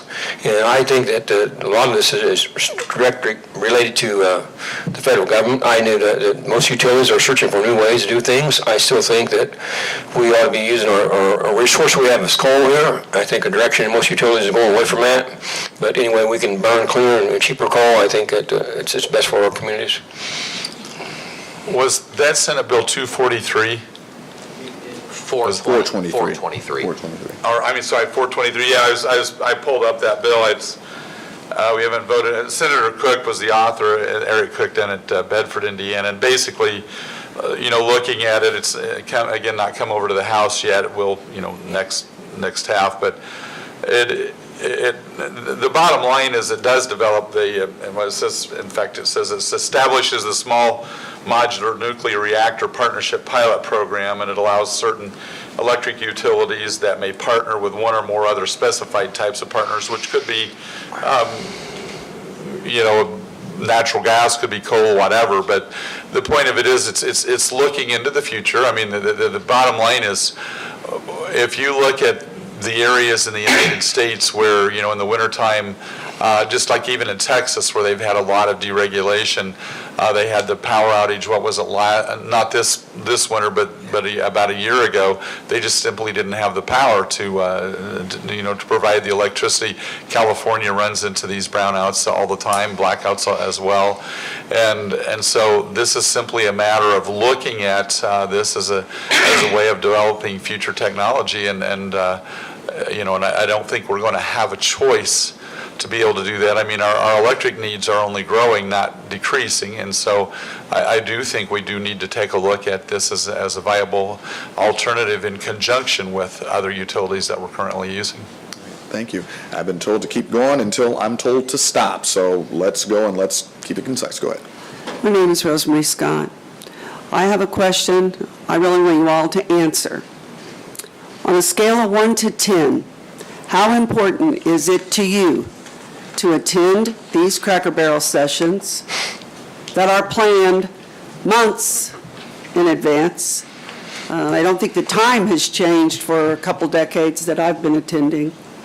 On that scale, how is it important to each one of you? Earlier when Tim's name was mentioned, you heard a lot of applause. That's because the crowd is so happy that he's here, because the person who formerly held that seat we have not seen for well over a decade. We joke about people coming late. Mr. Heaton is not here. I don't joke about it. Mr. Heaton is not here today. He has missed in the past. The crowd does not need our time wasted with illness, death, emergencies. Everybody knows a good reason why a person can't be here. But what I want to know is, since you ask us to go in the booth and click your name, you can't give us 4 Saturdays for a few hours? I want to know, where do we rank, 1 to 10? Because some of you I know are putting us at number 1. I have seen you for years and years. I know you're here.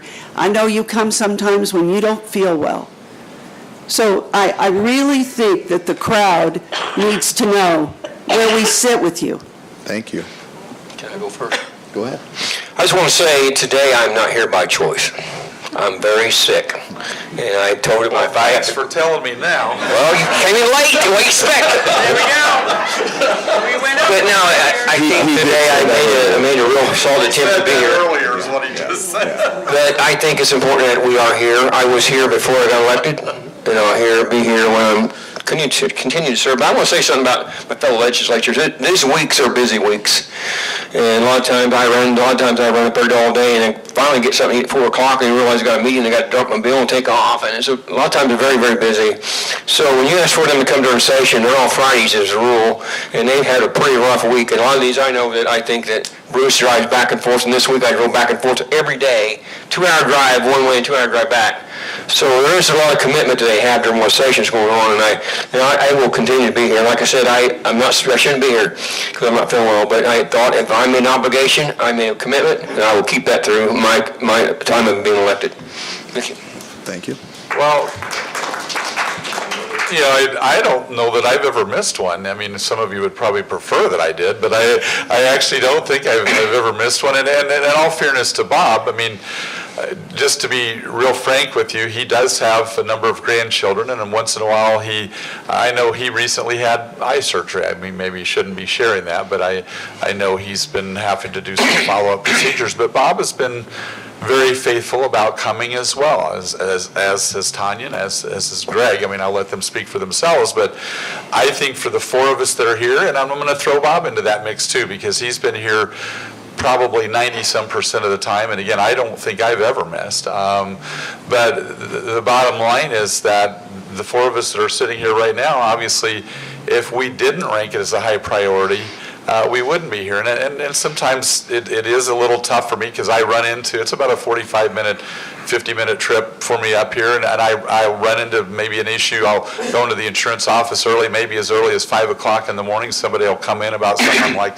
I got to get out of here, and it's hard, but if somebody's, you know, they bought a vehicle, they need to get it added on, it's hard to say, well, just go down the road and go uninsured. So you're putting us at the bottom of your... No, I'm not. Don't even say that. That's not fair, and you know that's not fair. It sure sounds that way. No, it's not. That's enough. You're making me mad now when you say that. The bottom line is... You're disrespecting... No, I'm not. I'm sorry, but I'm raising my voice now because we will not do this. I don't appreciate having my face spit in, that's all right? fine. Thank you. But at the beginning, we said even in disagreement, respectful communication and behavior are required.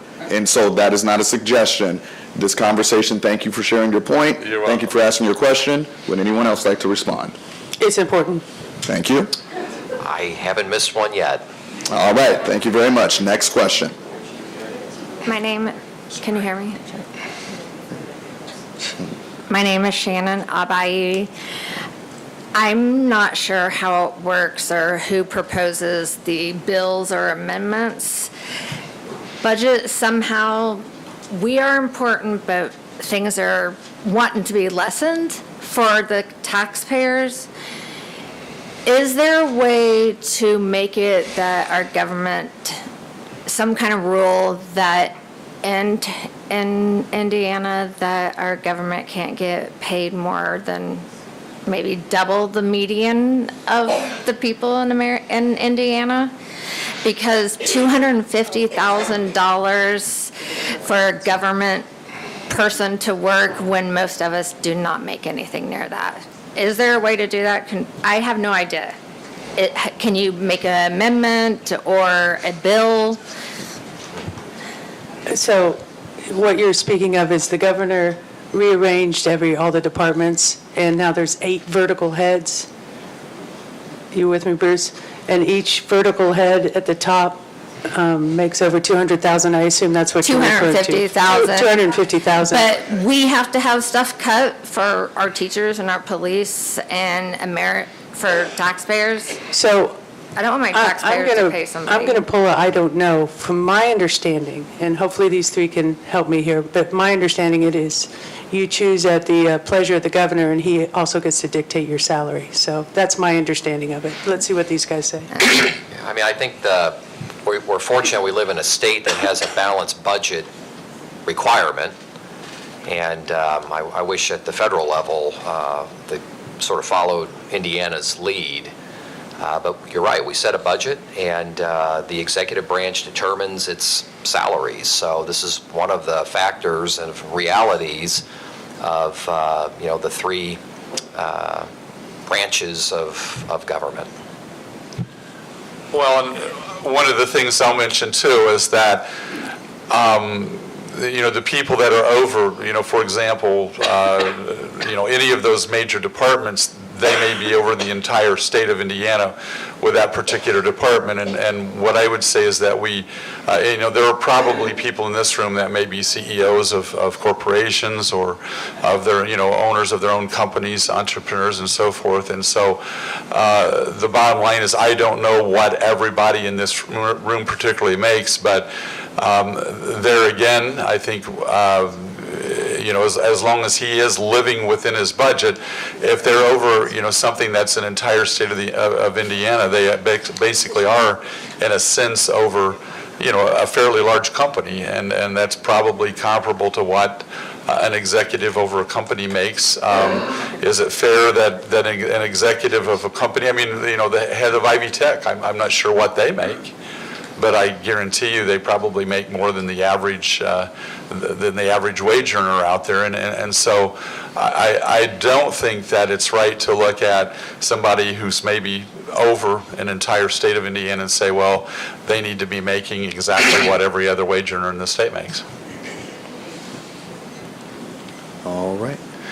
As previously stated, that is a decision made by the governor within his jurisdiction, is my understanding, and there's other departments and other, whether I agree with it or not, that's not what I'm saying. I'm just saying that the rule of law is he has the right to determine those type of salaries, and there's different department heads through the state of Indiana also that give raises and also can give different pay for their cabinets. So I'm not saying I agree with it, I'm just saying that the legal responsibility is the governor. All right, we've got 9 minutes to get through these last questions. Let's go for it. Go ahead. Thank you. My name is Bill Wilson. Congratulations, you guys look nice up there. I wasn't going to get up there and say anything. I was sitting over here and I looked over here at this young kids over here. They just got up and left.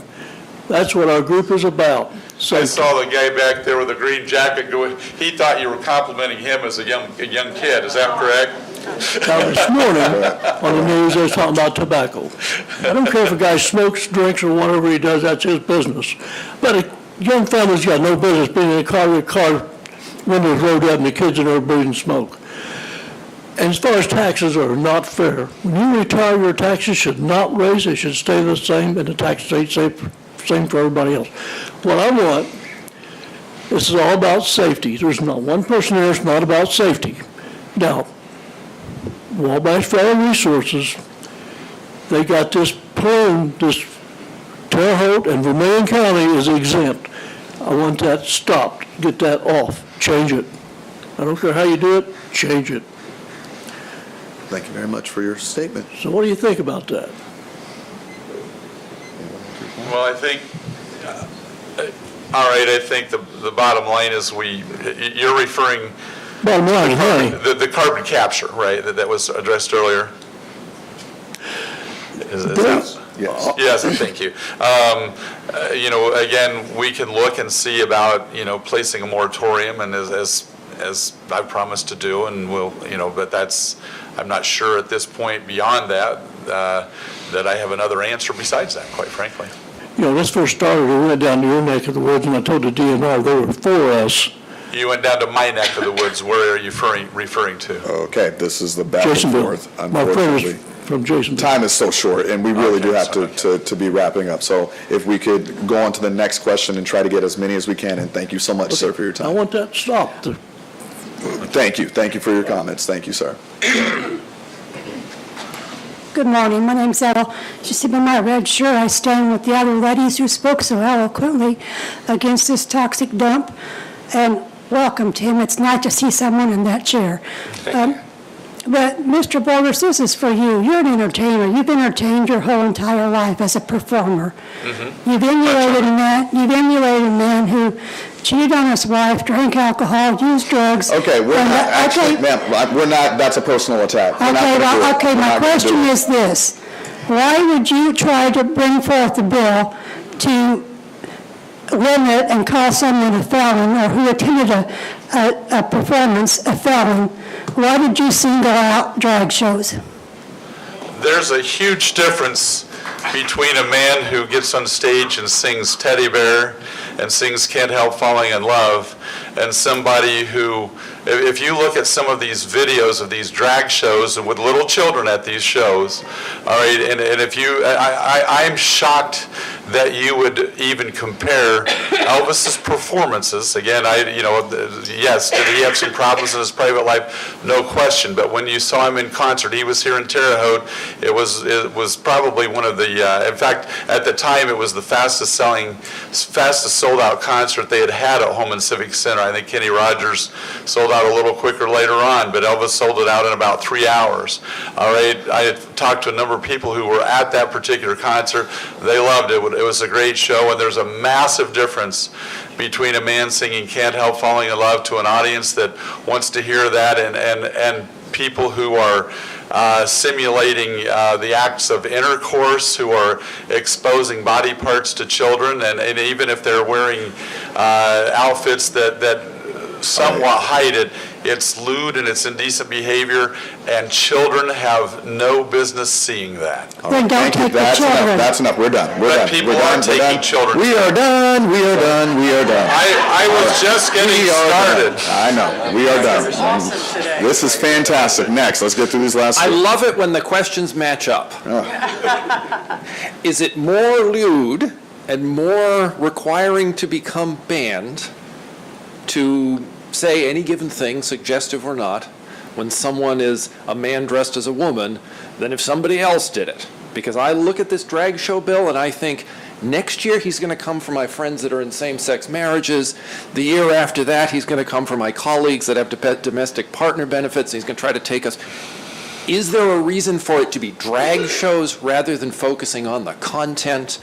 And do you intend to try to regulate how people dress in the street also, and make them dress according to the sex you imagine that they have? And somebody, if we can start with somebody other than Representative Borders. I know.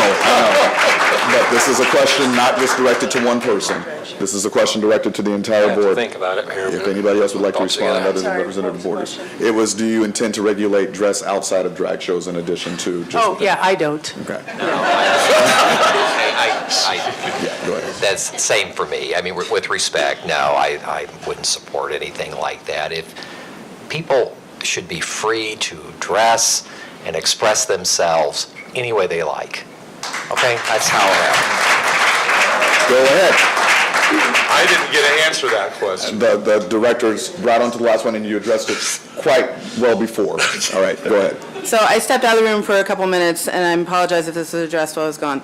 But as I understand it, House Bill 1662 is a piece of legislation that essentially criminalizes poverty and homelessness.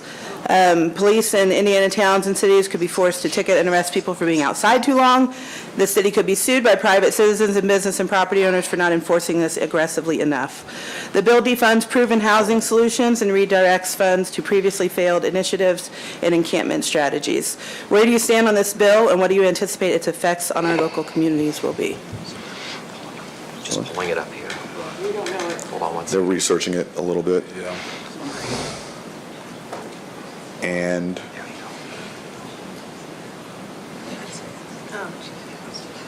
if they need time to look for it.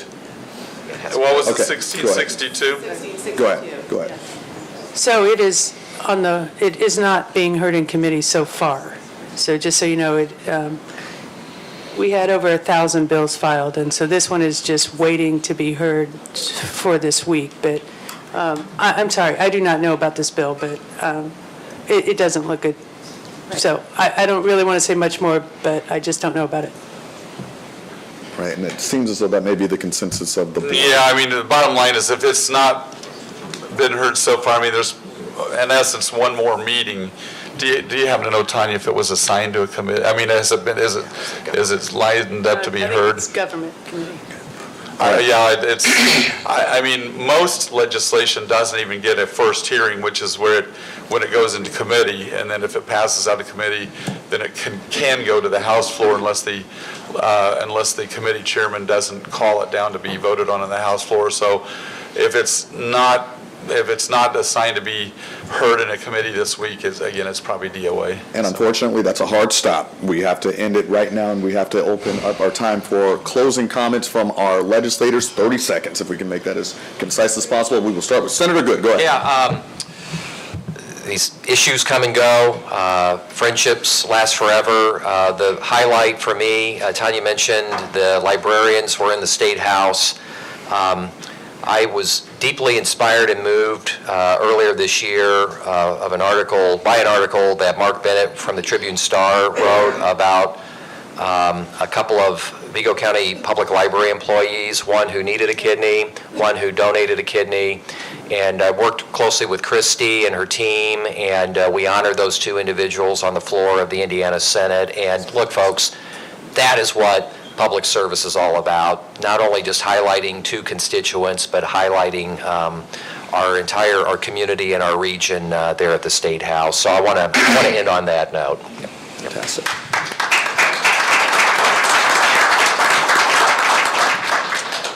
Thank you for the conversation, the dialogue. It's always enlightening to me to see what people are concerned about.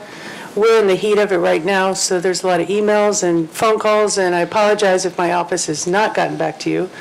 But just know that, and I think I can speak for all of us up here, we are trying to do our best for you. You may not always agree with what we are doing, but we are here for you. We are showing up. We are answering the questions. And so thank you for coming out. We really appreciate it.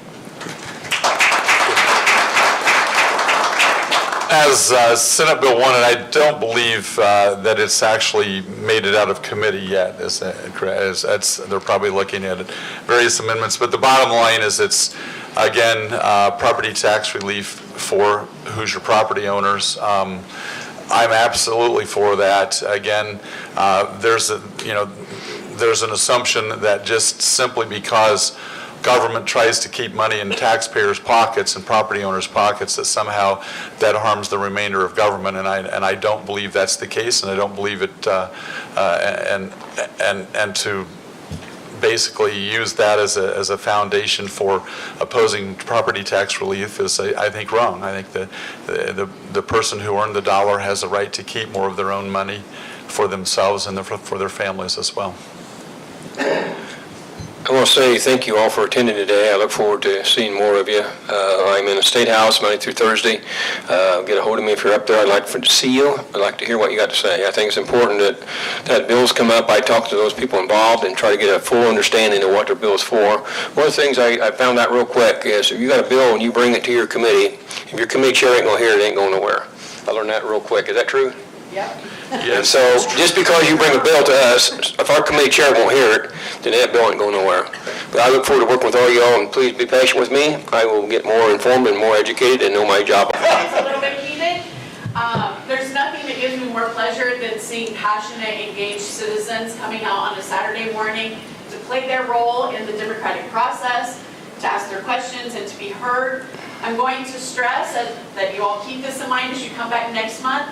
Please try to always remain respectful in your disagreement. I know that is difficult. It is very challenging both at the local, the state, and the federal level right now because our politics have us feeling so disconnected from each other. But we want to continue to be able to offer opportunities like this. And so I'm asking you to be a partner in that process so that we can continue to come talk through issues even in disagreement with each other. I also do want to offer a personal thanks to the legislators. It was referenced by Senator Good, but we did have Indiana Library Day at the State House this Monday. Staff from your Vigo County Public Library were demonstrating some of the amazing technology being offered in modern libraries throughout the state. And each of the 5 legislators that are representing Vigo County took time out of their day to come and interact with us, to see some of the work that we're doing, to hear the stories of the librarians and the way that they're serving the community. So I would encourage you to continue to build relationships, reach out to them. I know not everyone has the luxury of traveling to the State House, but if you do, take advantage of that opportunity. It is the people's house. So thank you for what you do. We technically have asked the legislators to only stay till noon, but I know we've run a bit long in public comments today. We're not shutting down the room. Legislators, I don't know what your commitments are. Feel free to come, to stay, to go as you are allowed. We're going to hang out here in the room a little bit longer for those of you that are able to. Okay? Thank you. And the next session will be March the 8th. March the 8th. We'll see you then. Thanks. Is there 4 sections because it's This was number 2. number 2? We only got 3 this year. Only have 3 for. We got 2 more levy. This is see, I would just find